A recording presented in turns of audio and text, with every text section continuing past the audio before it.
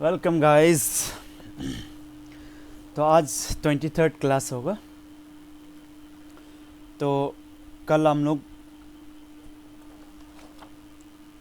Amendment के बारे में पढ़ा था ना।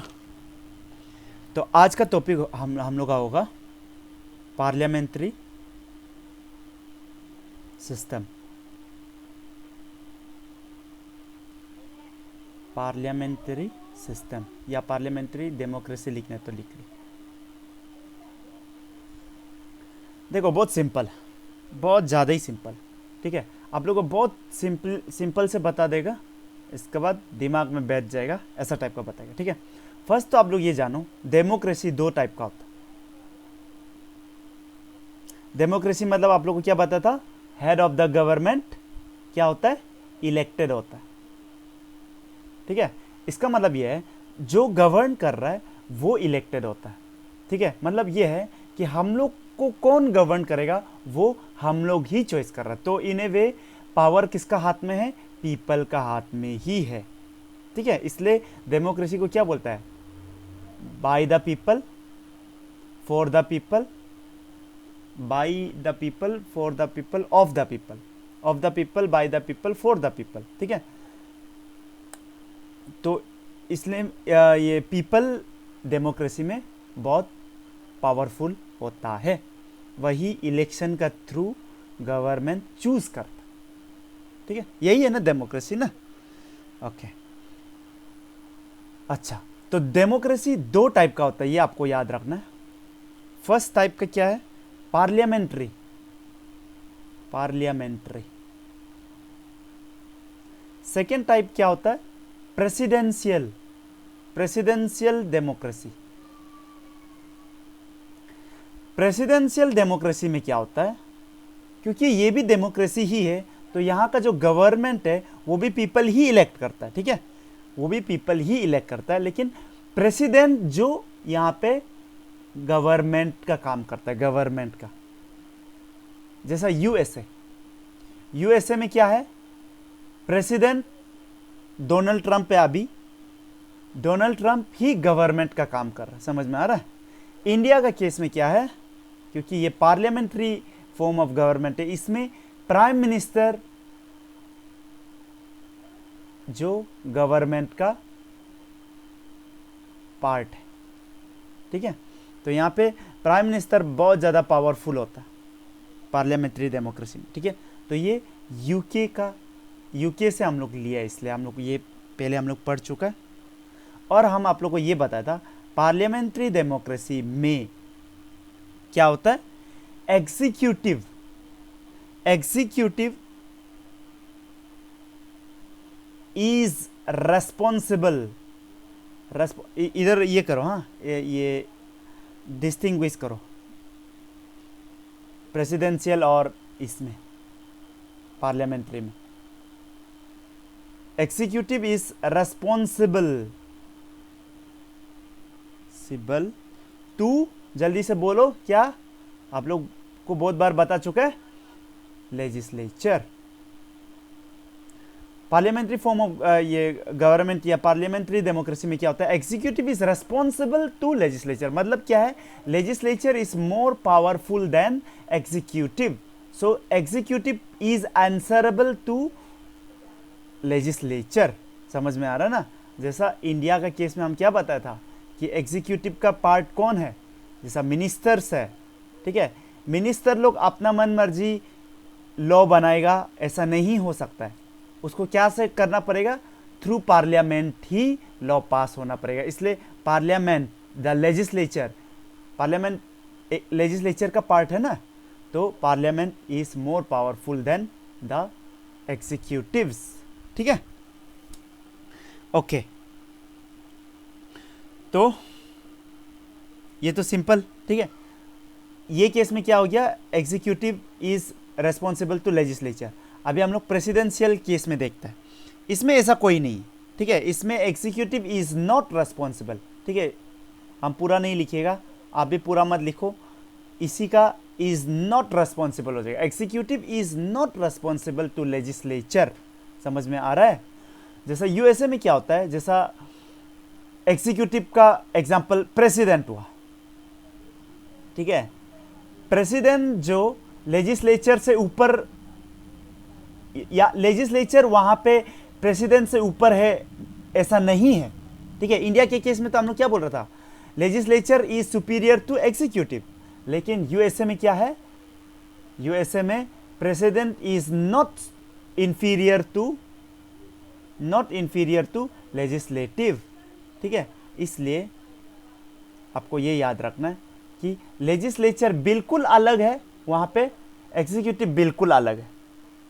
जैसा हम लोग का यहाँ पे इंडिया में प्राइम मिनिस्टर साहब जो है, या जो भी मिनिस्टर, ये सब एग्जीक्यूटिव है ना, ये लेजिस्लेचर है। तो प्राइम मिनिस्टर जी जो है ये, और जो भी मिनिस्टर लोग हैं, ये एग्जीक्यूटिव का भी पार्ट है एंड लेजिस्लेचर का भी पार्ट है। वो लोग एमपी भी तो है ना, मेंबर ऑफ पार्लियामेंट भी तो है ना, तो इसलिए वो लोग लेजिस्लेचर का भी पार्ट है। पर यूएसए में ऐसा नहीं है। यूएसए में क्या है, एग्जीक्यूटिव ही है, वो लॉ बनाएगा ही नहीं, वहां पे लेजिस्लेचर लोग लॉ बनाता है, ठीक है। और लेजिस्लेचर बिल्कुल अलग है, उसमें कोई भी मिनिस्टर नहीं होगा। इंडिया का केस में क्या किया, क्योंकि वो पार्लियामेंट्री फॉर्म ऑफ गवर्नमेंट है, तो इसमें कुछ लोग दोनों में है। क्लियर सिंपल, ठीक है। ओके, इतना तक क्लियर है। अभी हम लोग आगे बढ़ रहे हैं। यहां पे हम क्या बोला, legislature dominance, legislature is superior to executive, ये बात हम बता चुके आप लोग को। यहां पे क्या होता है, यहां पे उल्टा एग्जीक्यूटिव डोमिनेंस होता है। इसलिए यूएसए का प्रेसिडेंट को बहुत पावर है। देखो, एग्जीक्यूटिव डोमिनेंस होता है इधर पे, और यहां पे हम लोग का इंडिया में क्या होता है, लेजिस्लेटिव या लेजिस्लेचर डोमिनेट करता है, ठीक है। इतना तक क्लियर है ना, simple. Okay, then parliamentary form of government को और क्या फॉर्म ऑफ गवर्नमेंट बोलता है, आपको ये हम बता चुके हैं। जल्दी से बताओ, डब्ल्यू से आता है वेस्टमिंस्टर मॉडल भी बोलता है, ठीक है। तो ये यूके में भी चलता है, जापान में भी चलता है, जहाँ जहाँ पीएम है ना, प्राइम मिनिस्टर जहाँ जहाँ भी होगा, कनाडा में भी चलता है, ठीक है, वेस्टमिंस्टर मॉडल, क्योंकि इधर में पार्लियामेंट्री फॉर्म ऑफ गवर्नमेंट है। ओके, नाउ अभी थोड़ा देर पहले हम बोला था कि executive is responsible to the legislature, इसलिए इसको कभी कभी क्या बोलता है, रेस्पॉन्सिबल फॉर्म ऑफ गवर्नमेंट। क्या बोला है, रेस्पॉन्सिबल फॉर्म ऑफ गवर्नमेंट भी बोलता है इसको। क्यों, क्योंकि executive is responsible to legislature. समझ में आ रहा ना, कि एग्जीक्यूटिव कुछ भी कर रहा है, उसको पार्लियामेंट में उसको बताना पड़ेगा कुछ भी करने के लिए। सपोज कुछ जैसा ये हुआ था ना, ये फार्मर का बारे में बिल आ रहा था ना ये रिसेंटली, तो उसमें देखो ये पार्लियामेंट में कितना हंगामा मच गया था। राज्यसभा में तो ये डिप्टी स्पीकर का ऊपर में किताब फेंकना शुरू कर दिया था, आप लोग देखा होगा, ठीक है। तो इसको क्या बोलता है, रेस्पॉन्सिबल फॉर्म ऑफ गवर्नमेंट। अच्छा, इतना तक तो क्लियर है ना, इतना तक क्लियर है।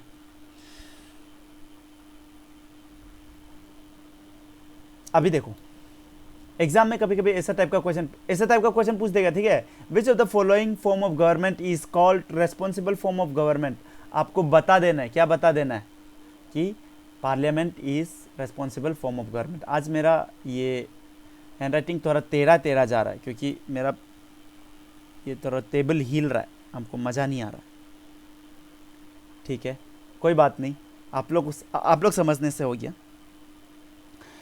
फिर कभी कभी क्वेश्चन पूछेगा कि which of the following is known as cabinet system of government. तो आपको बोलना है पार्लियामेंट्री फॉर्म ऑफ गवर्नमेंट। तो अलग अलग नाम है, वेस्टमिंस्टर मॉडल हो गया, रेस्पॉन्सिबल फॉर्म ऑफ गवर्नमेंट हो गया, या कैबिनेट सिस्टम हो गया। क्यों? क्योंकि यहाँ पे कैबिनेट होता है, कैबिनेट होता, आप लोग सुना होगा। देखो देखो ये पूरा का पूरा मिनिस्टर, ये सपोज, ठीक है, इसको बोलता है काउंसिल ऑफ मिनिस्टर्स, ठीक है, काउंसिल ऑफ मिनिस्टर्स, इसमें सब मिनिस्टर्स है, ठीक है। उसमें से भी जो जो इम्पोर्टेंट वाला लोग है ना, इम्पोर्टेंट वाला लोग है, जैसा home minister, ministry of external affairs और पीएम खुद भी, ठीक है। तो जो जो इम्पोर्टेंट वाला लोग है, डिफेंस मिनिस्टर, ये लोग को अलग से एक ग्रुप मानता है, जिसको क्या बोलता है, कैबिनेट, ठीक है, कैबिनेट मिनिस्टर्स बोलता है ना। तो कैबिनेट मिनिस्टर लोग इंपॉर्टेंट मिनिस्टर्स लोग हैं, ठीक है, इंपॉर्टेंट मिनिस्टर्स लोग हैं, सिंपल। तो इसलिए इसको क्या बोलता है, cabinet system of government, simple, ठीक है। इतना तक क्लियर है, ठीक है, okay.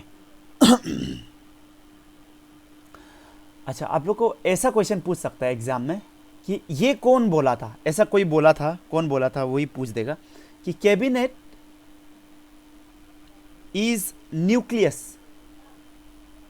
Nucleus of power, cabinet is nucleus of power, ये कौन बोला था, ऐसा पूछेगा। क्या असली में क्या है, देखो, जब भी मीटिंग होता ना, तो देखो हर मिनिस्टर को बुला के अलग अलग से मीटिंग कराने से तो सबको बुलाना पड़ेगा, बहुत झंझट है ना। तो क्या करता है, पीएम सिर्फ ये कैबिनेट को बुलाता है, जल्दी से मीटिंग करता है, इसका ये कैबिनेट जो डिसीजन लेता है वो पूरा का पूरा काउंसिल ऑफ मिनिस्टर मान लेता है, ठीक है।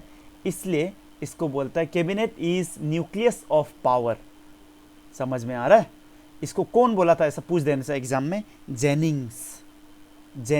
कौन? जेनिंग्स। ये एक कॉन्स्टिट्यूशन के ऊपर में एक्सपर्ट्स है, ठीक है, लीगल ल्यूमिनरी बोलता है, ठीक है, ऐसा है। तो ये थोड़ा याद कर लेना, ओके। तो अभी देखो क्या बोला, काउंसिल ऑफ मिनिस्टर तो पूरा का पूरा मिनिस्टर हो गया। उसमें से भी इंपॉर्टेंट वाला कौन है, कैबिनेट। और कैबिनेट में भी सबसे इंपॉर्टेंट कौन है, कैबिनेट में भी सबसे इंपॉर्टेंट कौन है, प्राइम मिनिस्टर, ठीक है। तो इसलिए जब भी ये क्या कहता है, पार्लियामेंट्री सिस्टम ऑफ गवर्नमेंट होगा ना, उसमें पीएम का पास डोमिनेंट रोल होगा,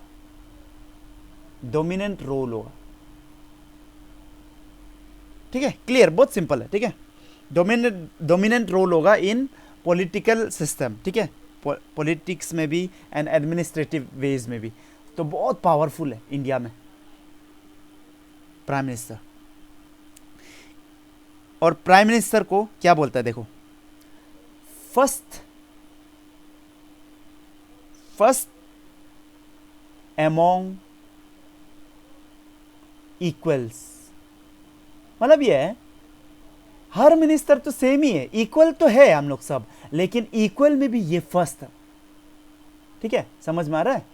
इक्वल में भी वो ही फर्स्ट है। तो प्राइम मिनिस्टर को एग्जाम में क्या पूछेगा, which of the following is known as first among equal, पूछ देगा। नीचे में प्रेसिडेंट, प्राइम मिनिस्टर, ये चेयरमैन ऑफ ये राज्यसभा, फिर स्पीकर ऑफ लोकसभा, ऐसा 4 ऑप्शन दे देगा। तो प्राइम मिनिस्टर को चुपचाप टिक मार के आ जाना, चुपचाप, ठीक है। अच्छा, तो फर्स्ट अमोंग इक्वल, इसी को ही लैटिन में क्या बोलता है, प्राइमस इंटर पैरस, ठीक है। फर्स्ट अमोंग इक्वल और ये दोनों सेम चीज है, सिर्फ लैटिन में है। एग्जाम में कभी कभी ये उल्टा पूछ देगा, which of the following is known as primus inter pares, चुपचाप प्राइम मिनिस्टर में टिक मार के आ जाएगा, ठीक है, सिंपल। तो क्योंकि प्राइम मिनिस्टर बहुत ज़्यादा डोमिनेंट रोल प्ले करता है पार्लियामेंट्री फॉर्म ऑफ गवर्नमेंट में, इसलिए कभी कभी इसको मजाक में सरकास्टिकली क्या बोलता है, प्राइम मिनिस्टीरियल गवर्नमेंट। इतना क्लियर है ना, सिंपल, ओके। ओके, क्योंकि अभी अभी हम लोग थोड़ा डेमोक्रेसी के बारे में डिस्कस कर रहा था। डेमोक्रेसी का अभी मीनिंग समझो, मीनिंग समझो। थोड़ा सा कलर चेंज कर देता है। देखो, डेमोक्रेसी मतलब क्या बोला है? डेमोक्रेसी माने जिसमें पावर किसका पास में है? पीपल का पास में। पीपल चूज करेगा थ्रू इलेक्शन क्या, कि हमको कौन गवर्न करने जा रहा। तो इसका मतलब यह है, जो भी जीत के आया है, क्या बोला है? जो भी इलेक्शन में जीत के आया है, जो भी इलेक्शन में विन करके आया है, उसको कौन चुना है? पीपल चुना है। ठीक है, तो उसको पीपल चुना है। तो अगर आप जो भी जीत के आया है उसको अगर रेस्पेक्ट नहीं कर रहा है, तो आप इन ए वे आप डेमोक्रेसी को रेस्पेक्ट नहीं कर। ठीक है, देखो अभी मोदी जी चुन के आए, तो आप उसको रेस्पेक्ट करना चाहिए, क्योंकि आपको अगर डेमोक्रेसी चाहिए तो आपको उसको डेमोक्रेटिकली वो इलेक्टेड होके आया है, तो आपको उसको रेस्पेक्ट करना चाहिए। हम ये नहीं बोल रहे कि आप उसका वो अगर कुछ गलती कुछ कर रहा है तो उसका अगेंस्ट नहीं बोलना है, ऐसा नहीं बोल रहा है। हम ये बोल रहे हैं आप सिर्फ वो मोदी है बोल के अगर उसका अगेंस्ट कर रहे ना, तब आप गलत कर रहे। ठीक है, क्योंकि वो अभी डेमोक्रेटिकली इलेक्टेड प्राइम मिनिस्टर है, तो उसको वो पद के लिए, ठीक है, वो प्राइम मिनिस्टरशिप के लिए उसको रेस्पेक्ट करना चाहिए। ठीक है, ऐसे ही जस्ट इसको अगेंस्ट मत करो। ठीक है, हम कोई बीजेपी ऐसा नहीं है। ठीक है, हम सिर्फ कंसेप्ट बता रहा है कि डेमोक्रेसी क्या चीज़ होता है। ठीक है, क्योंकि डेमोक्रेसी में आप अगर बोलता है कि डेमोक्रेटिक कंट्री है और आपको अगर डेमोक्रेसी चाहिए भी, तो आपको ये रेस्पेक्ट भी करना पड़ेगा कि पीपल क्या चूज किए, उसको रेस्पेक्ट भी करना पड़ेगा। ठीक है, अगर वो कुछ गलती ला रहा है, ऑब्वियसली उसका ओपोजिशन भी होना चाहिए। ठीक है, लेकिन रेस्पेक्टफुल ओपोजिशन करो। ठीक है, डिसरेस्पेक्टफुल ओपोजिशन करता है, ये कहीं ना कहीं आप अनडेमोक्रेटिक चीज कर रहा है। ये कंसेप्ट को समझो, हम ये कंसेप्ट को सिर्फ समझाना चाह रहा है। ठीक है, हमको कोई मोदी वोदी से प्यार यार नहीं है। ठीक है, ओके, बाद में कभी दिन राहुल अगर बन जाएगा प्राइम मिनिस्टर अगर, तब भी उसको भी रेस्पेक्ट करना। ठीक है, हालांकि हम पर्सनली नहीं चाहता कि राहुल बनो। ठीक है, क्योंकि कोई और बनने से भी ठीक है, लेकिन राहुल अभी मत बनो, कभी बाद में वाइज हो जाएगा जब, तब बनो, कोई प्रॉब्लम नहीं है। लेकिन अभी के लिए हम सोचते हैं कि राहुल मत बनो। लेकिन अगर बन भी जाता ना, देखो डेमोक्रेसी मतलब ही सिर्फ ये है, ठीक है, कि अगर वहां पे कोई भी बेच जाओ, ठीक है, कोई भी अगर गधा भी अगर उधर पहुंच जाएगा, अगर गधा भी अगर पहुंच जाएगा ना, तो वी शुड रेस्पेक्ट इट बोलेगा, अभी हिम तो नहीं बोलेगा। ठीक है, क्योंकि गधा बोल रहा है। तो अगर गधा भी उधर पहुंच जाता ना, क्योंकि वो पीपल से इलेक्टेड हो क्या है, सो डेमोक्रेटिक कंट्री है, तो अगर आप डेमोक्रेसी मेंटेन करना चाहते हैं, then you must respect it. ठीक है, सिर्फ मोदी के लिए नहीं बोल रहा हम। ठीक है, वो गधा भी अगर उधर में आ जाता है तो आपको रेस्पेक्ट करना है। ठीक है, अब समझ में आ गया डेमोक्रेसी। ठीक है, तो झूठ मूठ का ये अगेंस्ट करना है बोल के अगेंस्ट मत करो। ठीक है, उसका कुछ वो होना। ओके, तो इतना तक आप लोगों को क्लियर हो गया। ठीक है, हम चाहते हैं कि आप लोगों का कंसेप्ट बहुत क्लियर हो। ठीक है, now let's talk about some features, FEATURES, features of parliamentary system. ये हम लोग पहले डिस्कस कर चुका है। क्या बोला है? पार्लियामेंट्री सिस्टम होने के लिए क्या होना पड़ता है? एक नॉमिनल हेड होना पड़ता है एंड एक रियल हेड होना पड़ता है। हम बोला था ना, नॉमिनल हेड होना पड़ता है, ये हम पहले डिस्कस कर चुके हैं, एंड रियल हेड होना पड़ता है। तो इंडिया में क्या है? नॉमिनल हेड क्या है? प्रेसिडेंट है, एंड रियल हेड क्या है? Prime minister. यूके में नॉमिनल हेड कौन है? क्वीन, एंड रियल हेड कौन है? Prime minister. क्योंकि यूएसए प्रेसिडेंशियल है, वो पार्लियामेंट्री सिस्टम नहीं है ना उधर में, इसलिए वहां पे नॉमिनल रियल का कंसेप्ट ही नहीं, वहां पे डायरेक्ट रियल ही है। प्रेसिडेंट रियल ही है, प्रेसिडेंट ही रियल है, प्रेसिडेंट ही नॉमिनल है, कोई अलग अलग नहीं। क्लियर? क्लियर, ठीक है। ओके, नाउ एक चीज समझो, ये नॉमिनल हेड का मीनिंग क्या होता है? नॉमिनल हेड का मीनिंग है नॉमिनल, नॉमिनल मतलब क्या है? नाम से, मतलब नाम से हेड कौन होगा? प्रेसिडेंट होगा, ठीक है। जैसा हम लोग को पता है कि जो हम लोग LBA लैंड बाउंड्री एग्रीमेंट हुआ ना, लैंड बाउंड्री एग्रीमेंट हुआ है, किसका साथ हुआ है? जल्दी से बताओ। इंडिया एंड किसका साथ हुआ है? बांग्लादेश। बताया था। कौन सा अमेंडमेंट एक्ट? जल्दी से बताओ। 100, जल्दी बताओ। कल ही पढ़ाया था ना, याद है कि नहीं? ना भूल गया। 100 अमेंडमेंट एक्ट में क्या हुआ था? लैंड बाउंड्री एग्रीमेंट हुआ था इंडिया एंड बांग्लादेश का बारे में, कल ही बताया था। तो होप आप लोगों को याद है, ठीक है ना। सुनो, अभी ये जब लैंड बाउंड्री एग्रीमेंट हुआ है, किसका साथ हुआ है? बांग्लादेश का साथ हुआ है। कौन किया है? Prime minister Modi and Sheikh Hasina, ठीक है। शेख हसीना कहाँ का है? बांग्लादेश का है, ठीक है। हालांकि मोदी साइन किया है, PM साइन किया है, लेकिन सॉरी PM करवाया है, लेकिन साइन किसका लगेगा? किसका नाम पे किया है? प्रेसिडेंट का नाम पे किया है। याद रखो, नाम किसका आएगा? प्रेसिडेंट का नाम पे आएगा, ये याद रखना है आप लोग को, ठीक है। क्योंकि नॉमिनल हेड, ठीक है, फर्स्ट सिटीजन वही है, प्रेसिडेंट ही है, तो उसी का नाम जाएगा, ठीक है। क्लियर है ना? तो क्यों? क्योंकि ये मेरा हेड ऑफ द कंट्री है, हेड ऑफ द स्टेट है, ठीक है। स्टेट मतलब ये कंट्री वाला स्टेट है, ठीक है। प्रेसिडेंट मेरा क्या है? हेड ऑफ द स्टेट है। और प्राइम मिनिस्टर मेरा क्या है? सिर्फ हेड ऑफ द गवर्नमेंट है। हालांकि उसके पास ज़्यादा पावर है, लेकिन हेड ऑफ द स्टेट हम लोग प्रेसिडेंट को ही मानते हैं। इतना क्लियर है ना? बहुत क्लियर है, ठीक है। Okay, now we will look into features. हम लोग देख रहे हैं, फर्स्ट फीचर्स हम लोग पढ़ लिया। उसी का अंदर एक चीज़ आप लोग को थोड़ा सा ध्यान लगाना है, ये क्वेश्चन में बार बार आ जाता है कभी कभी। आर्टिकल 74 का बारे में आ जाता है, और ये आर्टिकल को याद कर लो। जो आर्टिकल को याद करो बोल रहा है और स्टार मारने दे रहा है, वो इम्पोर्टेंट है आप लोग के लिए, ठीक है। एग्जाम पर्पस के लिए इम्पोर्टेंट है, तो आपको याद रखना है। काउंसिल ऑफ मिनिस्टर, इस ये आर्टिकल में क्या दिया देखो। Council of minister headed by prime minister to aid and advise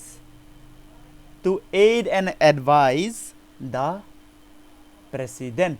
president को council of minister aid and advice देगा, ठीक है। एडवाइस कौन देगा और हेल्प कौन देगा? काउंसिल ऑफ मिनिस्टर देगा, हेडेड बाय प्राइम मिनिस्टर, ठीक है। मतलब यह है कि प्रेसिडेंट साहब भी अपना मर्जी से नहीं कर सकते, क्योंकि रियल एग्जीक्यूटिव कौन है? ये है रियल एग्जीक्यूटिव, ठीक है। हेड ऑफ रियल एग्जीक्यूटिव कौन है? प्राइम मिनिस्टर है। हेड ऑफ नॉमिनल एग्जीक्यूटिव कौन है? लेकिन डायरेक्ट अगर एग्जाम में पूछेगा ना हेड ऑफ एग्जीक्यूटिव कौन है, तो आपको प्रेसिडेंट मार्क करना है। देखो, आप लोग को फंसाएगा ये। कौन फंसाएगा? APCS फंसाएगा, या UPSC बाद में अगर आप लोग देता है तो फंसाएगा, ठीक है। तो एग्जीक्यूटिव का हेड कौन है? प्रेसिडेंट। लेकिन रियल एग्जीक्यूटिव का हेड कौन है? आपको बताना है, प्राइम मिनिस्टर। सिंपल, ठीक है, बहुत सिंपल। अच्छा, इतना तक तो क्लियर है ना? इतना तक क्लियर है। अच्छा, और कल ही हम आपको बताया था कि क्या बताया था? कौन सा? ये 74th अमेंडमेंट एक्ट, ठीक है। 72nd अमेंडमेंट एक्ट में क्या बोला था कि प्रेसिडेंट साहब काउंसिल ऑफ मिनिस्टर का बात मानना ही है, बोला था ना। तो 74th अमेंडमेंट एक्ट में मोरारजी देसाई, कल ही हम बताया था कि गवर्नमेंट, ये मोरारजी देसाई गवर्नमेंट क्या किया है? बोला कि चलो होगा, ठीक है, ये बात ठीक है कि काउंसिल ऑफ मिनिस्टर का बात मानना चाहिए प्रेसिडेंट, क्योंकि council of minister real executive है। लेकिन प्रेसिडेंट क्या कर सकता है? रिकंसिडरेशन के लिए काउंसिल ऑफ मिनिस्टर का पास एक बार भेज सकता है, एक बार। लेकिन अगर रिकंसिडर्ड होने का बाद फिर भेज दिया अगर ये काउंसिल ऑफ मिनिस्टर, तब president is bound to give assent. Clear? Clear, ठीक है। तो रिकंसिडरेशन के लिए एक बात एक बार भेज सकता है। तो फीचर नंबर 2 अभी हम लोग पढ़ेंगे। फीचर नंबर 2, फीचर नंबर 2 में ये है मेजॉरिटी रूल्स। अभी अभी जो हम बताया था वही है। इलेक्शन होता है, इलेक्शन से जीत के आता है ना, कोई गवर्नमेंट इलेक्शन से जीत के आता है ना, तो मेजॉरिटी का रूल चलता है इसमें। ऐसा नहीं कि 100% सब ये गवर्नमेंट को वोट देगा तब ये गवर्नमेंट बनेगा, ऐसा नहीं। मेजॉरिटी अगर ये गवर्नमेंट को चुना है तो यही गवर्नमेंट बन जाएगा, और यही इसका हम लोग का यहाँ का डेमोक्रेसी का रूल है। ठीक है, क्लियर। तो मेजॉरिटी रूल्स मतलब क्या है? Party with majority, party with majority seat in Lok Sabha, कहाँ? लोकसभा में, वो क्या बनाएगा? गवर्नमेंट बनाएगा। ठीक है, और लेजिस्लेटिव असेंबली होने से वो स्टेट गवर्नमेंट बनाएगा। ठीक है, ये सेंट्रल गवर्नमेंट का, ये स्टेट गवर्नमेंट का। ठीक है, party with majority seats in legislative assembly होने से वो स्टेट गवर्नमेंट बनाएगा। क्लियर? क्लियर। अच्छा, एक चीज़ आप लोग थोड़ा सा ध्यान दो, हम क्या बोलने जा रहे हैं। देखो, कभी कभी क्या होता है, किसी को भी मेजॉरिटी नहीं मिलता है, सबको थोड़ा थोड़ा थोड़ा थोड़ा वोट मिला है। ठीक है, हर पार्टी को थोड़ा थोड़ा थोड़ा थोड़ा वोट मिला। तब क्या होगा? सपोज ये जो ग्रुप है ना, ये लोग बोलेगा कि हम लोग कोलिशन करेगा, हम लोग एक साथ गवर्नमेंट बनाएगा, तो इसको क्या बोलता है? Coalition government. Coalition government. ठीक है, कोलिशन गवर्नमेंट कब होता है? When no single party, when no single party gets majority, gets majority. Simple. ठीक है, ठीक है, ओके, वही हम बोला है। तो मेजॉरिटी किसको मिला है? मेजॉरिटी इस बार मिला है मोदी को। ठीक है, और हम आपको बता चुका है, आपको ये पोस्ट को रेस्पेक्ट करना चाहिए। ठीक है, वेदर यू लाइक इट और नॉट। ठीक है, ये होगा ही। ठीक है, ये होगा ही। मेजॉरिटी मिला है तो वो ही गवर्न करेगा, यही डेमोक्रेसी है। गधा हो जाने से भी, गधा भी अगर वहाँ पे पहुँच गया तो आपको रेस्पेक्ट करना है, क्योंकि you are a democratic, you are in democratic country. Simple. ठीक है, ओके। देखो, आप जब पॉलिटी को ऐसा वे में पढ़ेगा ना, आपका कंसेप्ट इतना क्लियर हो जाएगा ना, तब जाके आप समझेगा कि अच्छा क्यों हम लोग को उल्टा। अगर आप पॉलिटी नहीं समझते तो आप तो जहां तक गाली देते रहेगा। ठीक है, गाली मत दो, इसको गाली मत दो। हाँ, इसका ओपोज करो। यस, ओपोज करो। ओपोजिशन ओपोज कर सकता है, आप इसका अगेंस्ट प्रोटेस्ट कर सकता है। यस, इट्स योर राइट, और ये कॉन्स्टिट्यूशनल है, बट गाली तो मत दो। गाली दे रहे मतलब तो आप फिर डेमोक्रेसी का अनडेमोक्रेटिक चीज कर रहे हैं। ठीक है, आप ओपोज करो। Yes, you have right. ठीक है, इतना तक क्लियर है ना? सिंपल। तो पॉलिटी अगर आप समझेगा ना, तब आप you will be a good better citizen.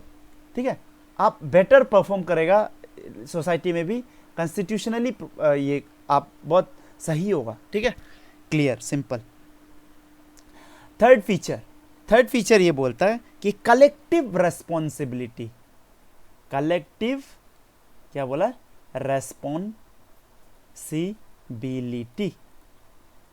Collective responsibility, collective responsibility क्या है? अभी देखो, अभी थोड़ा देर पहले हम लोग आर्टिकल 74 पढ़ा था ना, आर्टिकल 74 पढ़ा था, जो कि हम स्टार मारने दिया था, जो पूछ देता है कभी कभी आर्टिकल 74 में क्या है, ऐसा पूछ देगा। ठीक है, या तो aid and advice, council of minister aid and advice to president, कहाँ कौन सा आर्टिकल में बोल देगा, तो आपको 74 में मार के आ जाना। ठीक है, सिंपल। नाउ आर्टिकल ये 75 भी बहुत इंपॉर्टेंट है, नेक्स्ट वाला आर्टिकल 4 का बाद आर्टिकल 75 भी बहुत इंपॉर्टेंट है, इसमें भी 3 स्टार मारो।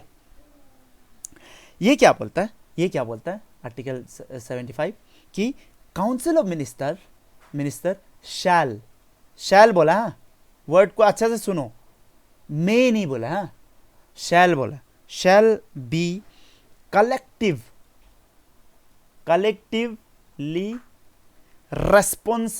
collectively responsible to the Lok Sabha. क्या बोला है? Collectively responsible to Lok Sabha. मतलब इसका मतलब सिर्फ ये है, क्योंकि ये सब लॉयर्स लोग लिखा था, तो इसलिए ऐसा टाइप का लिखा है कि बहुत लोगों को समझ में नहीं आएगा।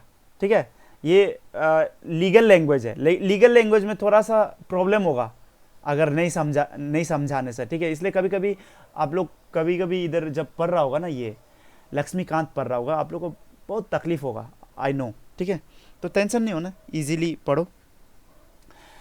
Council of minister shall be collectively responsible to the Lok Sabha. Simple. अभी इसका मीनिंग देखो, मीनिंग क्या है? इसका मीनिंग सिर्फ यह है, काउंसिल ऑफ मिनिस्टर तब तक मतलब कलेक्टिवली रेस्पॉन्सिबल है, मतलब अभी सुनो, ये एज ए यूनिट काम करता है, एज ए यूनिट काम करता है। अभी हम मीनिंग इसका समझाएगा पूरा अच्छा से, तो आप लोग ध्यान दो। सपोज प्राइम मिनिस्टर मोदी आज बोलेगा, ठीक है, बोलेगा कि हम रिजाइन कर रहा, हमको मज़ा नहीं आ रहा आप लोगों के साथ काम करने, क्या मिनिस्ट्री है, आई एम रिजाइनिंग। तो क्या होगा? सिर्फ प्राइम मिनिस्टर वो नहीं होगा, सिर्फ प्राइम मिनिस्टर नहीं जाएगा, पूरा का पूरा गवर्नमेंट गिर जाएगा, काउंसिल ऑफ मिनिस्टर पूरा का पूरा खत्म हो जाएगा आपको। तो एज ए यूनिट काम करते हैं ये लोग। ठीक है, एज ए यूनिट काम करता है, ये बात क्लियर करो। ठीक है, तो कलेक्टिव इसलिए ये वर्ड आया है। ठीक है, कलेक्टिव। अभी रेस्पॉन्सिबल का बात हम मीनिंग बताएगा, रेस्पॉन्सिबल का क्या मीनिंग है। तो कलेक्टिव का मीनिंग समझ गया ना, तो एज ए यूनिट ये लोग फंक्शन करता है। ठीक है, they council of minister function as a unit. ठीक है, एज वन यूनिट। ठीक है, वन यूनिट लिखो, बेटर होगा। ओके, देखो अभी आपको ये पता होगा कि जैसा देखो ये लोकसभा है। ठीक है, लोकसभा में आपको पता होगा कि यहाँ पे स्पीकर साहब बैठता है, स्पीकर का राइट में गवर्नमेंट में जो भी है वो लोग बैठता है, और अपोजिशन लोग कहाँ में बैठता है? स्पीकर साहब का लेफ्ट में बैठता है, ये आपको पता है।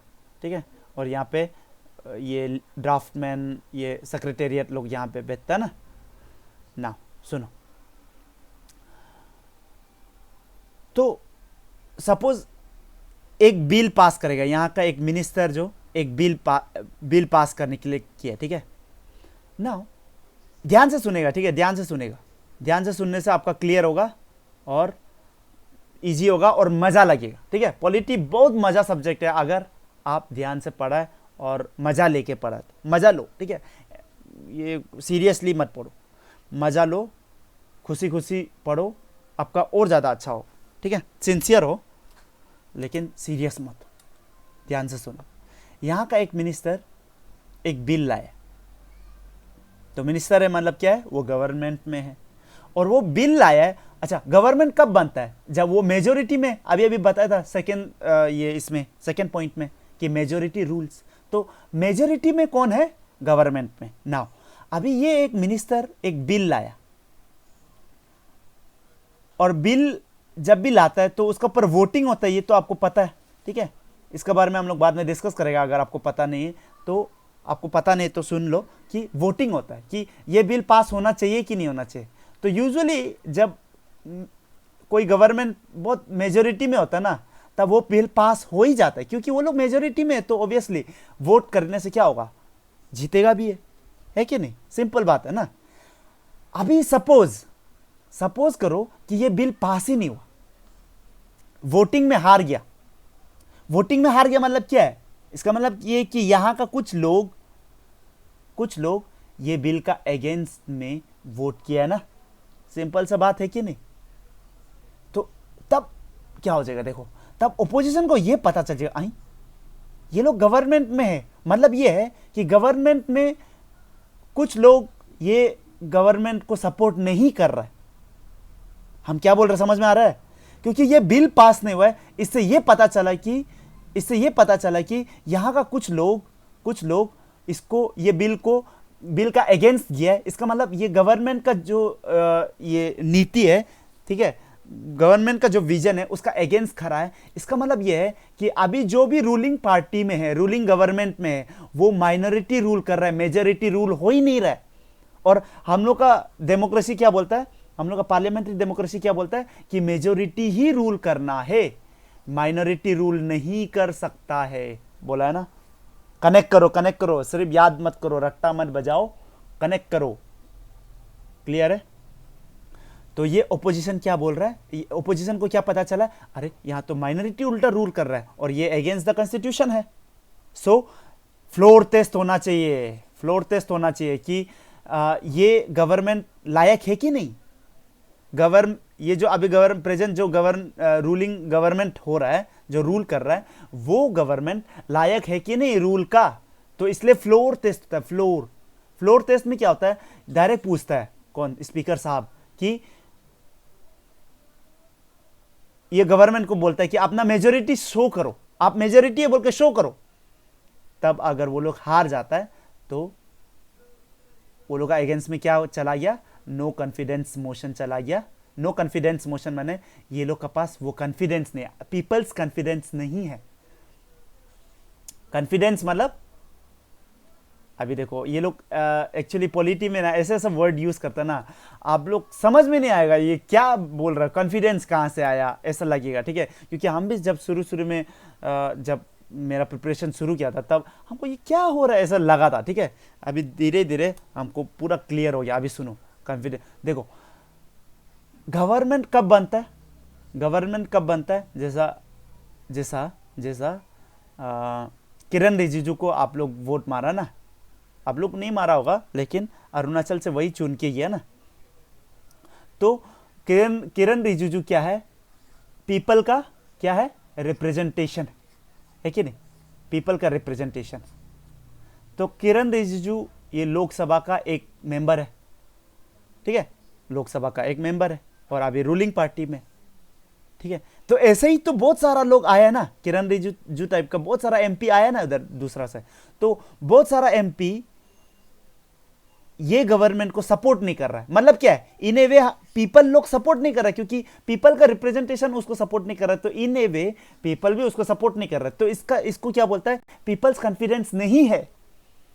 समझ में आ रहा है ना, वो गवर्नमेंट का पास पीपल्स कॉन्फिडेंस नहीं है, मतलब पीपल का इन ए वे वोट नहीं है, वोट नहीं है ऐसा बोलना थोड़ा सा गलती हो जाता है।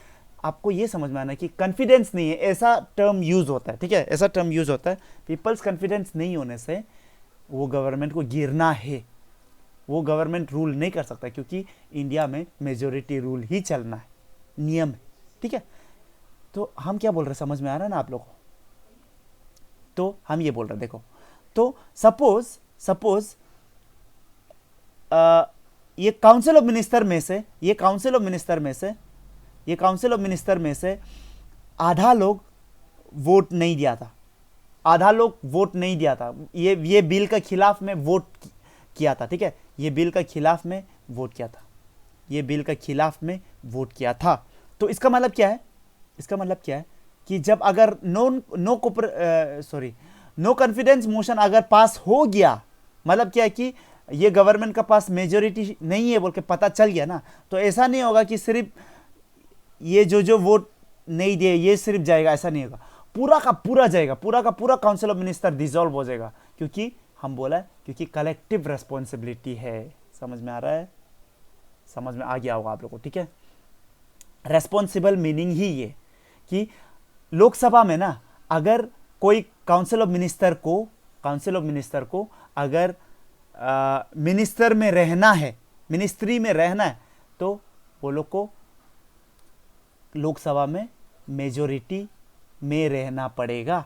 मेजोरिटी में रहने से, मेजोरिटी मतलब ही ये होता है, ठीक है, कॉन्फिडेंस होता है, और कॉन्फिडेंस होने से ही वो रेस्पॉन्सिबल होता है। ठीक है, समझ में आ रहा है ना। तो काउंसिल ऑफ मिनिस्टर को लोकसभा में क्या करना पड़ेगा, मेजोरिटी में होना पड़ेगा। उसको क्या बोलते हैं, रेस्पॉन्सिबल। ठीक है, रेस्पॉन्सिबल टू लोकसभा है। अगर माइनॉरिटी हो गया तो उस लोग को हटना पड़ेगा। क्लियर है ना, सिंपल। तो आप लोग को ये याद रखना है कि council of minister is collectively responsible to Lok Sabha. इतना तक क्लियर है, आगे बढ़े, ठीक है। ओके, तो अभी हम बोल ही चुका है कि नो कॉन्फिडेंस मोशन, इसको लिखना है तो आप लोग लिख लो। अगर when no confidence motion is pass, no confidence motion is pass, तब whole council of minister resigns. ठीक है, ये आप लोग को याद करना। आप लोग याद क्या करना है, जान ही गया, समझ ही गया तो याद हो ही जाएगा। Fourth features, dissolution of lower house. क्या बोला है, लोअर हाउस। अपर हाउस कौन सा है हम लोग का, राज्यसभा, एंड लोअर हाउस क्या है, लोकसभा। अभी देखो क्या बोला है, डिसोल्यूशन ऑफ लोकसभा। मतलब ये है, देखो सपोज हम लोग पूरा इंडिया क्या कर दिया, बीजेपी को अभी चुन लिया ना, अभी बीजेपी पावर में, ठीक है। तो बीजेपी को जब चुन लिया तो जरूरी ये थोड़ी है कि कुछ साल बाद हम सोचेगा कि नहीं बीजेपी अच्छा काम नहीं कर रहा है, हमको अलग को बनाना है। ऐसा तो हम लोग का सोच में आ ही सकता है ना, आ ही सकता है ना। तो इसीलिए लोकसभा जो है ना, लोअर हाउस जो है, उसको डिसॉल्व होना ही पड़ता है, ठीक है। डिसॉल्व होगा तब जाके फिर हम लोग चेक करेंगे कि अच्छा ये स्टूडेंट बोलता है, जो पीपल लोग है ना, कभी कभी क्या होता है कि बाहर से ये कुछ साउंड आ जाने से हमको डिस्ट्रैक्ट हो जाता है, ठीक है। तब हम अलग अलग टाइप का वर्ड निकाल लेते हैं, हमको डिस्ट्रैक्ट कर देने से हम इधर उधर वर्ड्स निकल जाएगा, तो उसको माफ कर लेना है, ठीक है, माफ कर लेना। ओके, सुनो, क्या बोल रहा था, हाँ अच्छा, तो ये लोग है, ये जो लोग है, ये गवर्नमेंट को अभी भी पसंद करता है कि नहीं करता है, ये तो हम लोग को जानना पड़ेगा ना। तो इसलिए हर 5 साल में एक बार चेक होता है कि कौन गवर्न करना चाहिए। तो इसलिए हर 5 साल बाद क्या होता है, इलेक्शन होता है। इलेक्शन क्यों होता है, क्योंकि वी आर डेमोक्रेटिक कंट्री है, इसलिए पीपल का बात सुनना पड़ेगा। तो हर 5 साल में हम लोग पीपल को पूछता है थ्रू इलेक्शन। इसलिए इलेक्शन कितना इंपॉर्टेंट है आप लोग समझना है। आप लोग पैसा लेके वोट मार देते, ये इन ए वे डेमोक्रेसी नहीं हो रहा है। आप लोग बात को समझो, ठीक है, डेमोक्रेसी नहीं हो रहा है इन ए वे, ठीक है। डेमोक्रेसी माने फ्री एंड फेयर इलेक्शन होना पड़ेगा, फ्री एंड फेयर। आप जब सपोज आप बीजेपी से ये ले लिया, पैसा ले लिया, तो क्या हो गया, ये तो वोट फिक्स हो गया ना, ये भी फिक्स हो गया। तो आप पीपल को नहीं पूछ रहा है, आप इन ए वे पैसा को पूछ रहा है कि कौन जीतना चाहिए, ठीक है। तो ये इन ए वे आप डेमोक्रेटिक के लिए आप बहुत रॉन्ग चीज कर रहा है, ठीक है। ये बात को समझो। इसलिए और बहुत लोग वोट देने नहीं जाता है। अरे वो इतना आराम से, इसको इतना आराम से मत लो वोट को, ठीक है। वोटिंग राइट्स मिलने के लिए बहुत लड़ना पड़ा है, ठीक है, पूरा दुनिया में लड़ना पड़ा है वोटिंग राइट्स मिलने के लिए। तो आपको इजी से मिल गया बोल के आप इसको वैल्यू नहीं करता ना, इसको प्लीज वैल्यू करो, ठीक है। क्योंकि यही डेमोक्रेसी का मेन वेपन है, यही तो वेपन है जिससे डेमोक्रेसी चलता है। तो वही वेपन को यूज नहीं करता तो आप डेमोक्रेसी कहां हो रहा है, नहीं हो रहा है ना, समझ में आ रहा है ना। तो बहुत लोग इसलिए नहीं जाता था क्योंकि वो लोग को कोई भी ये पार्टी पसंद ही नहीं आता था, ना बीजेपी पसंद आ रहा है, ना कांग्रेस पसंद आ रहा है, ना एनसीपी पसंद आ रहा है, इसीलिए वो लोग जाता ही नहीं था। तो इसलिए बाद में बोला है कि चलो अगर तुमको कोई भी पसंद नहीं आता तो आप नोटा मार के आओ। आजकल नोटा ऑप्शन आ गया, नन ऑफ द एबव वाला ऑप्शन आ गया, तो उसको तो एटलीस्ट मार के आओ। उससे एटलीस्ट ये तो पता चलेगा ना कि अच्छा हमको कोई भी पसंद नहीं आप लोग में से, ठीक है। इसलिए ये नोटा लेके आए। तो ये कंसेप्चुअली आप लोग जब जानेगा ना, आपको मजा आ जाएगा, ठीक है। मतलब ये सोसाइटी में भी जीने मजा आ जाएगा, क्योंकि मैंने आप समझ के जिएगा, अच्छा ये है, ठीक है। सिर्फ ऊपर से रट्टा मारेगा, बहुत दुखद है, ठीक है। यहाँ मैंने अरुणाचल में यहाँ पे जो चल रहा है बहुत दुखद है। तो हम चाहते हैं कि आप लोग जानो, रियली जानो, ठीक है। आप लोग का हम ये चाहता है, मेरा तो मेन एम तो यही है कि आप लोग, हम जो भी पढ़ाएगा ना, जैसा अगर हम पॉलिटी पढ़ा रहा है तो आपको पॉलिटी से प्यार हो जाना, इतना हम ऐसा ऐसा सोच के पढ़ाता, ठीक है। जैसा हम जियोग्राफी भी पढ़ाता है, और हम जियोग्राफी बहुत पहले से पढ़ा रहा है, इसलिए हमको पता है कि स्टूडेंट लोग मेरा जियोग्राफी पढ़ाने वाला को बहुत पसंद करता, ठीक है। तो मेरा एम यही होता है कि जब हम जियोग्राफी पढ़ा रहा होता है, मेरा एम ये होता है कि आपको जियोग्राफी से मतलब प्यार हो जाएगा, मतलब, ठीक है। अच्छा, आगे बढ़ता है, ठीक है। ज़्यादा अपना तारीफ नहीं करना है, फिर नहीं तो फिर अच्छा नहीं होता है, बोलता है, देखते हैं, ठीक है। अच्छा, इतना तक क्लियर है ना। हम क्या बोला, डिसोल्यूशन होना है, ठीक है। तो डिसोल्यूशन ऑफ लोअर हाउस क्यों होना है? To check whether the government has confidence of people. Confidence of people अभी तक है कि नहीं, मतलब पीपल जो चाहता है उस हिसाब से गवर्नमेंट है कि नहीं, ये है, ठीक है। इसका वजह से इलेक्शन होता, ठीक है। क्लियर है ना, सिंपल है। आप लोग का मतलब हम कॉन्सेप्ट ऐसा क्लियर कर देगा ना, मतलब एक एग्जाम में आंसर लिखते समय ऐसा लगेगा कि मतलब आपका आंसर पढ़ के, मतलब ये जो है एग्जामिनर है उसको ऐसा लगना चाहिए कि वाह, ये लड़का क्या लिखा है, ठीक है। अच्छा, आगे बढ़ रहा। 5, डबल मेंबरशिप। ये बात हम बता चुका है, लेकिन डबल मेंबरशिप इसको बोलता है बोल के नहीं बताया। लेकिन सुनो, हम क्या बोला था कि प्राइम मिनिस्टर साहब कहाँ पे है, लेजिस्लेटिव में भी है और एग्जीक्यूटिव में भी है, वो दोनों का पार्ट है ना। तो इसको बोलते हैं डुअल मेंबरशिप या डबल मेंबरशिप, ठीक है। यूएसए में ऐसा नहीं होता, आपको हम बता चुका है, ठीक है। तो क्या है, हम लोग का इंडिया में ना सेपरेशन ऑफ पावर ठीक तरह से नहीं है। जैसा यूएसए में क्या है कि लेजिस्लेटिव बिल्कुल अलग है, लॉ बिल्कुल, ये लॉ बनाने वाला बिल्कुल अलग होगा, एंड एग्जीक्यूटिव लोग बिल्कुल अलग होगा। एग्जीक्यूटिव मतलब जो लॉ को इम्प्लीमेंट करता है ना, तो ये दोनों बिल्कुल अलग होगा। ये हम बोला था यूएसए में। यूएसए में क्या है, स्ट्रिक्ट सेपरेशन ऑफ पावर है, ठीक है। सेपरेशन ऑफ पावर है ना, एग्जीक्यूटिव का बिल्कुल अलग, ये लेजिस्लेटिव का बिल्कुल अलग। इंडिया में ऐसा नहीं है, ठीक है, आपको ये याद रखना। तो डाइल्यूटेड सेपरेशन ऑफ पावर होता है इंडिया में, डाइल्यूटेड, ठीक है, सिंपल। तो इसमें देखो, हम इतना कुछ बता सकता है ना, ठीक है, इतना कुछ बता सकता है, लेकिन अभी यहाँ पे मतलब बता देने से बहुत लंबा हो जाएगा, ठीक है। इसलिए हम लोग अभी आगे बढ़ेगा, ठीक है, अभी आगे बढ़ेगा। कभी दिन भगवान चाहे तो हम लोग चाहा तो मिलेगा कहीं, ठीक है। ऑनलाइन भी मिल सकता है, ऑफलाइन भी मिल सकता है।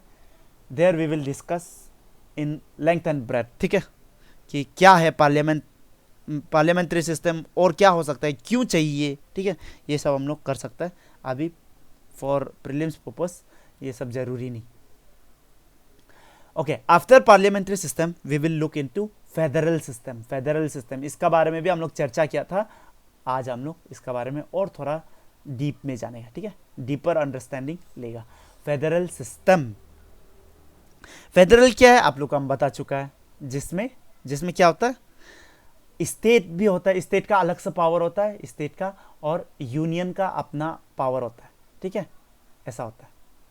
जैसा यूएसए में स्टेट का भी बहुत पावरफुल है, स्टेट भी बहुत पावरफुल है एंड यूनियन भी बहुत पावरफुल है, ठीक है। ओके, तो गवर्नमेंट दो टाइप का होता है, या सिस्टम दो टाइप का होता है। गवर्नमेंटल सिस्टम जो दो टाइप का होता है, एक होता है फेडरल और एक होता है यूनिटरी।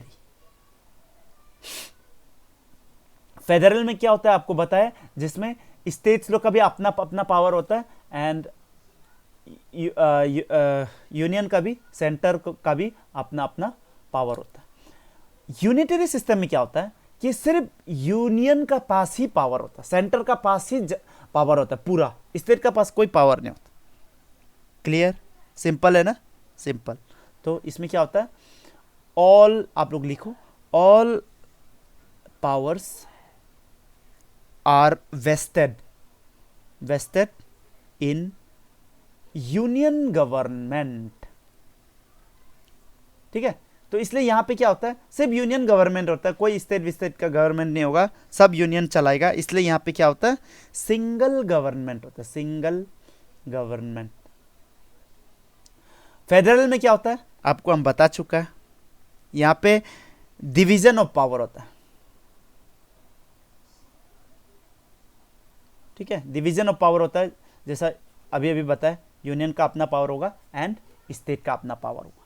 ठीक है, यूनिटरी में क्या बोला है, स्टेट का कोई पावर नहीं, कोई डिवीजन नहीं होगा, सिर्फ सब किसका पास में होगा, यूनिटरी गवर्नमेंट का। सिंपल। ठीक है, अभी तक जो बोला क्लियर है ना। ओके, क्योंकि डिवीजन ऑफ पावर होता है तो डिवाइड हो गया ना, स्टेट को भी मिल गया, इसको यूनियन को भी मिल गया, इसलिए यहां पे डुअल गवर्नमेंट होता है, DUAL, dual government.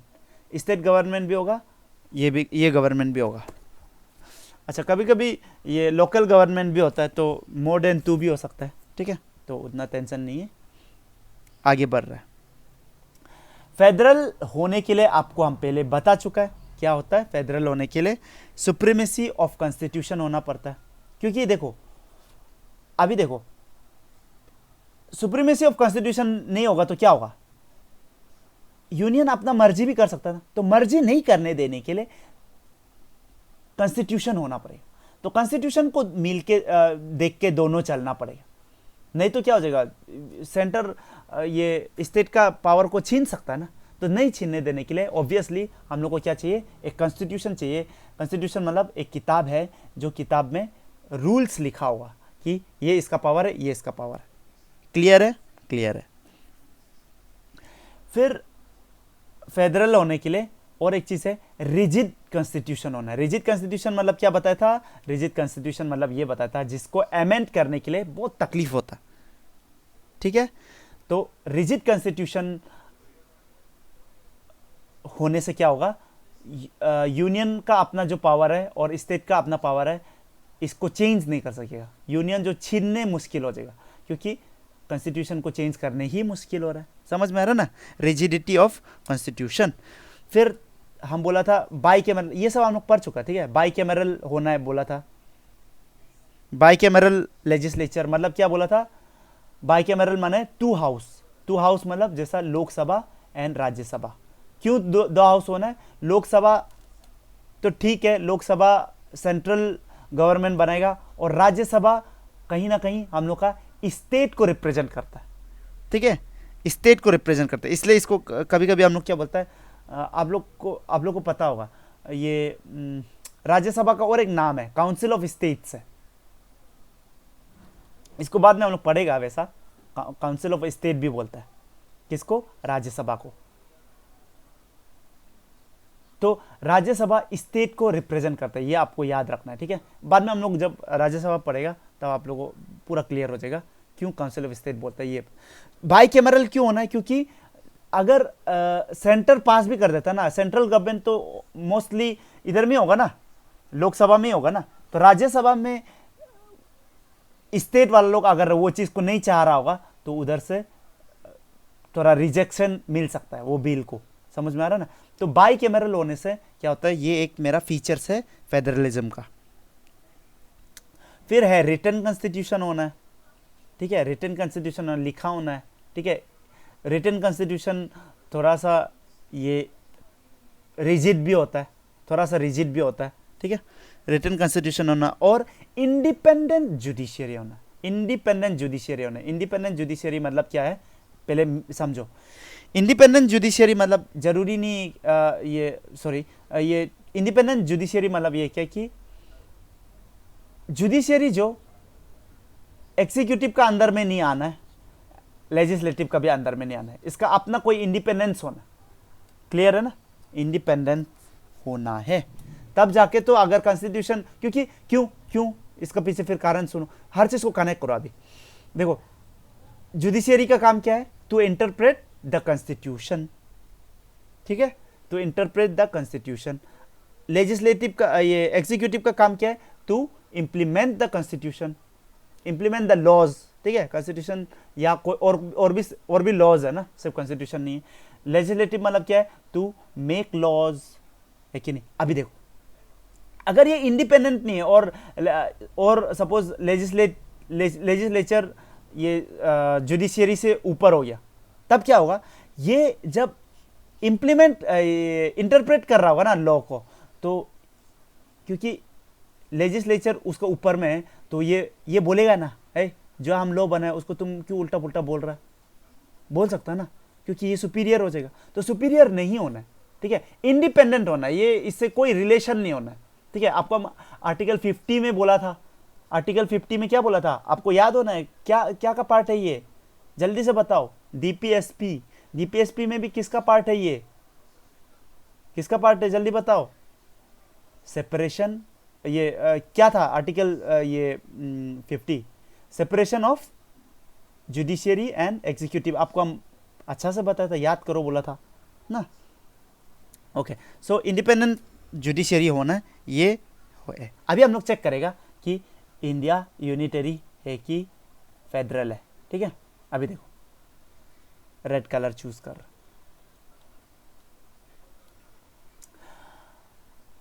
Okay. India में हर पावर यूनियन गवर्नमेंट का पास में है क्या, तो ये केस में इंडिया, इसलिए इंडिया यूनिटरी नहीं है, ठीक है, यूनिटरी सिस्टम ऑफ गवर्नमेंट नहीं। सिंगल गवर्नमेंट है क्या, नहीं, क्योंकि स्टेट गवर्नमेंट भी है कि नहीं। अभी देखते हैं फेडरल है कि नहीं। डिवीजन ऑफ पावर है, यस है, आप लोग हम बता चुका है। 7th शेड्यूल में क्या क्या बोला था, कुछ लिस्ट था ना, क्या क्या लिस्ट था, यूनियन लिस्ट, स्टेट लिस्ट और कंकरेंट लिस्ट। यूनियन लिस्ट में यूनियन लॉ बना सकता है, स्टेट लिस्ट में स्टेट लिस्ट बना सकता है, एंड कंकरेंट लिस्ट में दोनों मिल के बना सकता है।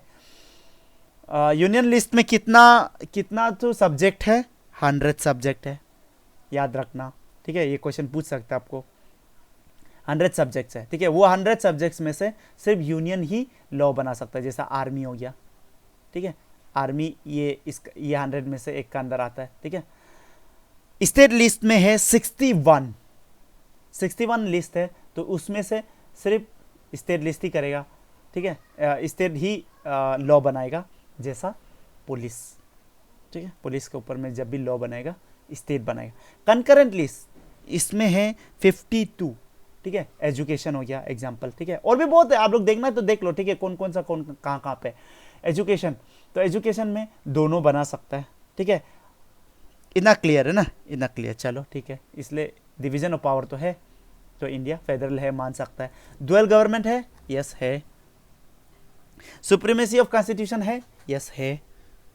रिजिडिटी ऑफ कॉन्स्टिट्यूशन है, ये जरूरी नहीं है, आपको हम बोला था कि इंडिया में क्या है, blend of rigidity and flexibility, आपको बताया था हम, ठीक है, आपको बताया था ना, याद है, तो आगे बढ़ता है, ठीक है। तो ये केस में थोड़ा सा डाउटफुल हो जाता है इंडिया, ठीक है, रिजिड भी नहीं है। अभी तो आपको बताइए ही अभी कि 105 अमेंडमेंट हो चुका है, ठीक है, अभी कितना हो गया हमको पता नहीं, अभी जब हम पढ़ा रहे तब 105 अमेंडमेंट हो गया, ठीक है। तो और यूएसए में तो अभी तक 25 तक भी नहीं पहुंचा है क्या, शायद, आप लोग चेक कर लो, ठीक है। तो देखो ये क्योंकि वहाँ पे रिजिड है, अमेंडमेंट करना ही रिजिड है ना, तो इसलिए वो लोग का बहुत रिजिड है, इसलिए वो लोग प्योर फेडरेशन बोलता है ना, USA is a pure federation, ठीक है। बाई कैमरल लेजिस्लेचर है, हाँ हम लोग का है, लोकसभा राज्यसभा है, ठीक है। रिटन कॉन्स्टिट्यूशन है, yes we have written constitution. Independent judiciary है, yes we have independent judiciary, लेकिन इसके ऊपर थोड़ा डिस्कशन करने से थोड़ा लंबा हो जाएगा। अभी के लिए आप यही समझो, जब हम जुडिशियरी पढ़ाएगा आपको ये बता देगा कि इंडिपेंडेंट है, ठीक है, लेकिन पहले इंडिपेंडेंट नहीं था, ठीक है। वहाँ का जो जज अपॉइंट करने के लिए ना, वहाँ का जो जज चुनने के लिए एग्जीक्यूटिव का भी हाथ होता था, प्राइम मिनिस्टर का भी हाथ होता था, ठीक है। तो इन्हें भी क्या हो रहा है, जुडिशियरी एग्जीक्यूटिव का अंदर आ रहा था ना, मतलब ये इंडिपेंडेंट नहीं हो रहा था ना एग्जीक्यूटिव से। तो अभी के लिए ये समझो कि इंडिपेंडेंट जुडिशियरी है, ठीक है।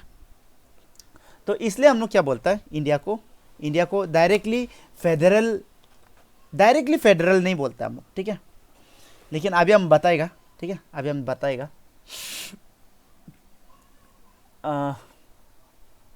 अगर क्वेश्चन पूछेगा ना, अगर सपोज क्वेश्चन पूछ दिया कि इज इंडिया फेडरेशन, या एक स्टेटमेंट दे देगा, ठीक है, कि India is a federal country, तो आपको उसमें तो राइट करके आना है, ठीक है, राइट करके आना है, क्योंकि बहुत सारा फेडरल फीचर्स है, ठीक है, एक दो नहीं है, लेकिन इसलिए हम लोग इंडिया को फेडरल सिस्टम बोलता है, ठीक है, ये याद रखना है, ठीक है।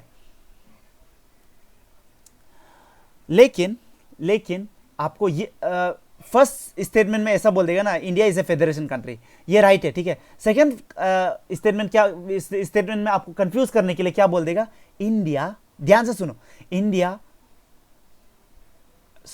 मत बोलो, India is federal country, India is a federation, या India is a federal country, जो भी लिखो, India is a federation according to, ऐसा मत लिखो, इसको कैसा फ्रेम करेगा रुपये,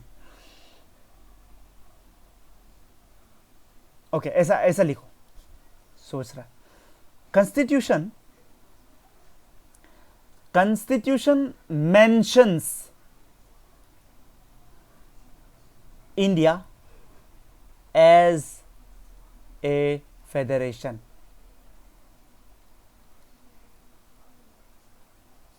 क्या बोला हम, फर्स्ट स्टेटमेंट में हम क्या बोला है, India is a federal country, हम यहां पे यस बोला।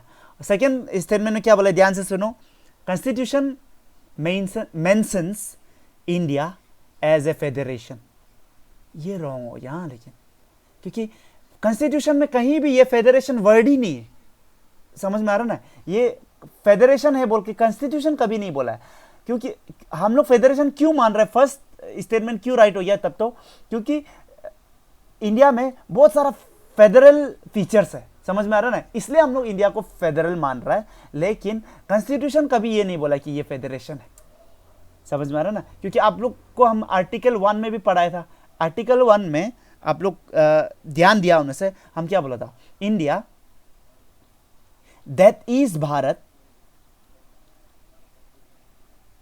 शैल बोला है, ठीक है, shall be A union of state,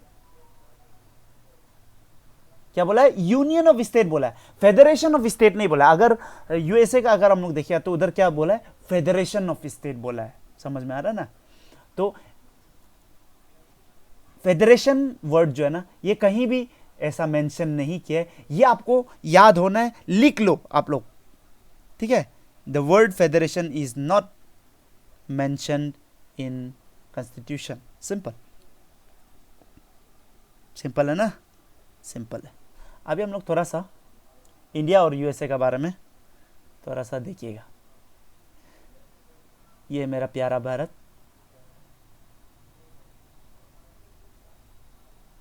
और इस साइड में है मेरा ये नॉर्थ अमेरिका है, नॉर्थ अमेरिका का ये पार्ट जो ये है मेरा क्या, यूएसए, ठीक है, इस तरफ में यूएसए, इस तरफ में इंडिया, क्योंकि ऐसा क्वेश्चन पूछ देता है, ठीक है, क्या क्या क्वेश्चन पूछ सकता है हम बताएगा, डिस्टिंग्विश करो, हाँ, ओके, आपको ये समझ में आना है कि इंडिया का केस में स्टेट लिखो, स्टेट कैन नॉट, ठीक है, ध्यान से सुनो, सेसीड, ये आपको हम पढ़ा चुका है, SECCEED, सेसीड, मतलब स्टेट जो ऐसा नहीं बोल सकता कि कल ये अरुणाचल नहीं बोल सकता कि हम जा रहे हैं, ठीक है, हम इंडिया में नहीं रहना है, ठीक है, ये नागालैंड कोशिश किया था, नहीं हुआ, तो हम जा रहे हैं, ऐसा नहीं बोल सकता, स्टेट कैन नॉट सेसीड, भाग नहीं सकता।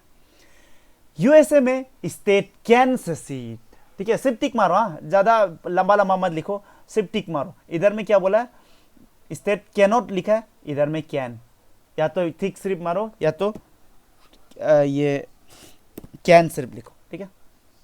यहाँ पे अगर कोई बोल दिया कि नहीं हम जा रहा है, ठीक है, कर सकता है, ठीक है। बोस्टन अगर बोल दिया कि नहीं हम जा रहे हैं, ठीक है, तो जा सकता है। ओके, यहाँ पे स्ट्रॉन्ग सेंटर, हम लोग बोला था ना स्ट्रॉन्ग सेंटर होता है इंडिया में, इसलिए तो थोड़ा देर पहले आप लोग को इसमें भी लिस्ट में भी यूनियन लिस्ट थोड़ा ज़्यादा लंबा है ना स्टेट लिस्ट से।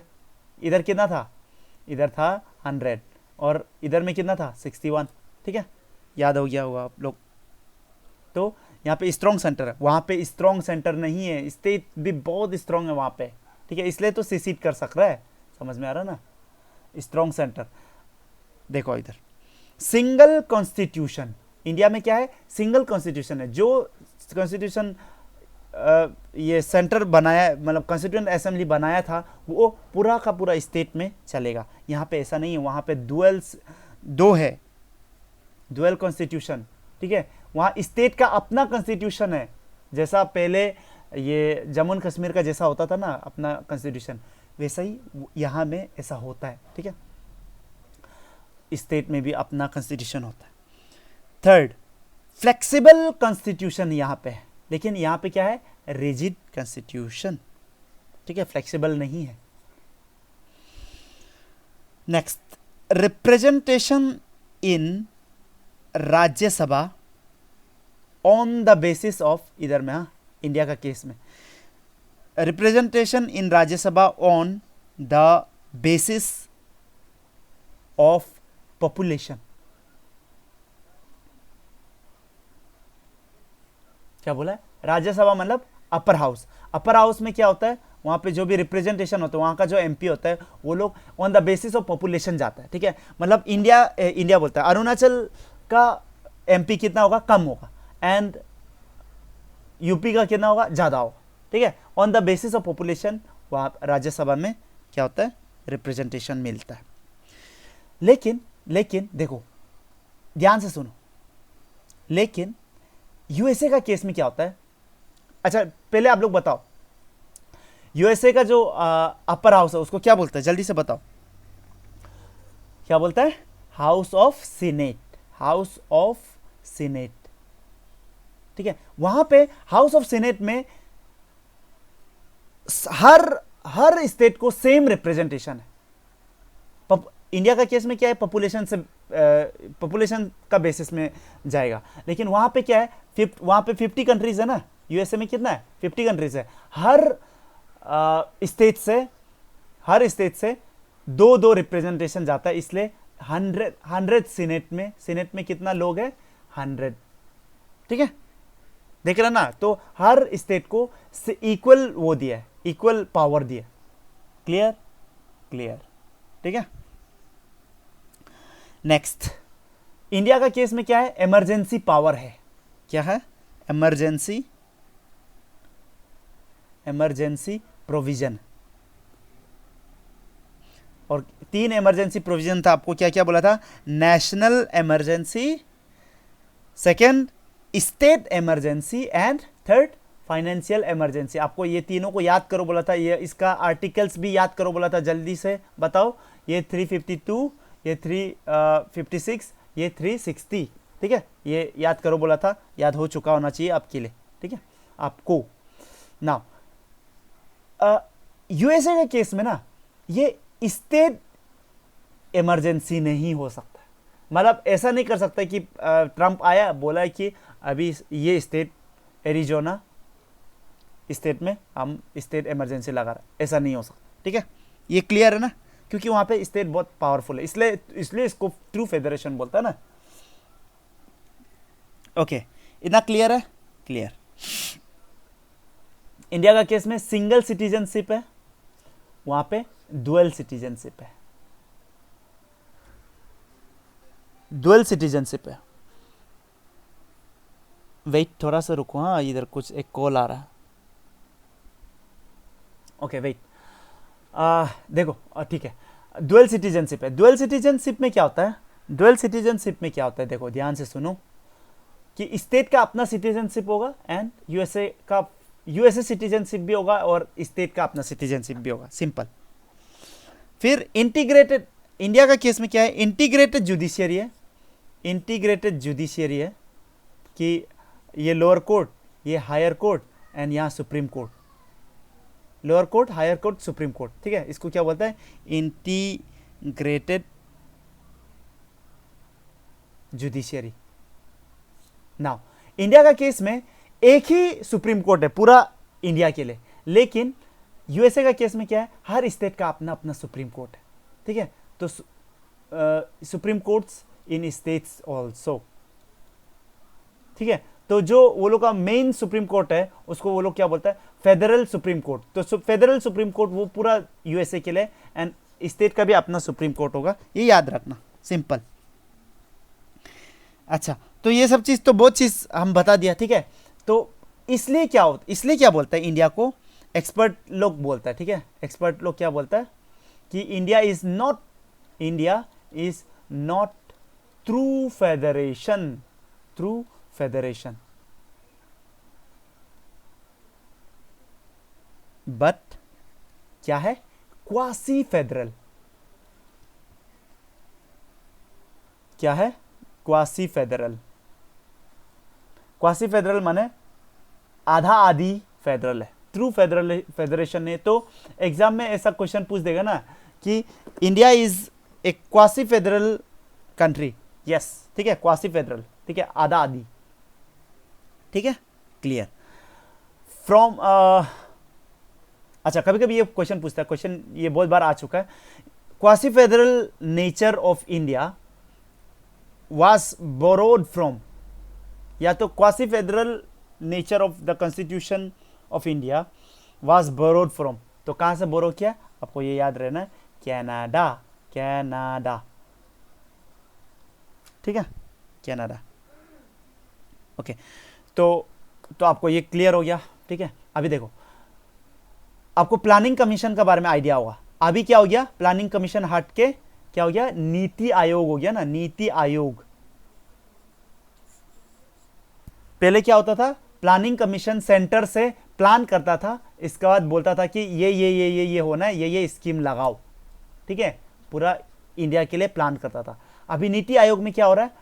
पूरा चीफ मिनिस्टर सबको बुला रहा है, बोला है कि मोदी बोला है, ठीक है, मोदी ये बोला है कि ये प्लानिंग कमीशन काम अच्छे से कर ही नहीं सकता। क्यों? क्योंकि सेंटर में बैठ के आप स्टेट के बारे में कैसे पता होगा, है कि नहीं? स्टेट में क्या प्रॉब्लम चल रहा है वही हिसाब से स्कीम बनाना चाहिए। आप सेंटर में बैठ के डिसाइड करने से कहाँ होगा? ये नहीं होगा। आप क्या करो? नीति आयोग बनाओ, हर चीफ मिनिस्टर को बुलाओ और बात करो, and decide about the schemes, योजनास, ठीक है, ये सब के ऊपर में डिस्कस करो। तो इन ए वे ये नीति आयोग क्या है? ये हम लोग का ये कहीं ना कहीं फेडरल जो ये है ना, फेडरल कैरेक्टर्स, ये फेडरल फीचर्स को स्ट्रॉन्ग कर रहा है, ठीक है। तो ऐसा कुछ स्टेटमेंट लिख देगा कि Niti Aayog is more federal than planning commission, yes, ठीक है। तो आई होप कि आप लोग को ये क्लियर हो गया होगा, ठीक है। फेडरेशन का बारे में हम लोग आज डिस्कस किए, और आज हम लोग क्या डिस्कस किए? पार्लियामेंट्री सिस्टम भी डिस्कस किए। आई होप कि आप लोग को पूरा क्लियर हो गया होगा, ठीक है। और आज के लिए हम लोग यहीं पे रुकता है, ठीक है। आई होप ये लेक्चर आपको मज़ा आया होगा और आप कुछ सीखा होगा और आपको ये एग्ज़ाम में मदद करेगा। We will meet in next class. God bless you.